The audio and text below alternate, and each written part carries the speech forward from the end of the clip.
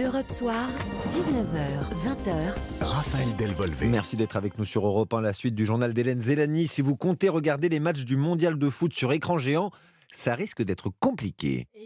Et oui, de plus en plus de villes annoncent qu'elles ne diffuseront pas les rencontres de la compétition qui se joue au Qatar du 20 novembre au 18 décembre prochain.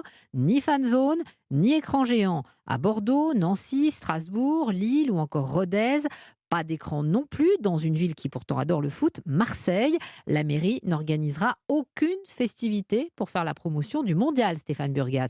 Oui, faites ce que vous voulez de votre côté, mais la mairie ne programmera rien, résume l'adjoint au sport Sébastien Gibraël, qui ne se retrouve pas dans ce mondial. On aime l'OM, on aime le ballon, évidemment, mais pas à n'importe quel prix. Progressivement, cette Coupe du Monde s'est transformée en catastrophe humaine et environnementale. On appelle les citoyens à la sobriété énergétique et dans quelques semaines, on va avoir des stades ouverts où on aura une climatisation à plein tube. Donc voilà, on ne s'y retrouve pas. Et alors les Marseillais, dans tout ça, du côté du Boulodrome de Bonneveine, cette décision fait débat. C'est une bonne idée pour Jo. Malheureusement, ça serait dommage parce qu'il y a tellement de mordus d'être privé de ces beaux matchs. Mais dans un sens, il vaut mieux se priver que de regarder des images qui peuvent nous faire mal au cœur. Moi, je suis humain et je pense à tous ces ouvriers qui sont morts. Jean-Claude, lui, ne comprend absolument pas ce boycott. Marseille, c'est une ville de football. Le symbole, il est très fort, j'en doute pas. Mais on l'attend tous, regardez. Ah non, mais c'est important. On a assez d'établissements qui ont des grands écrans pour continuer la fête.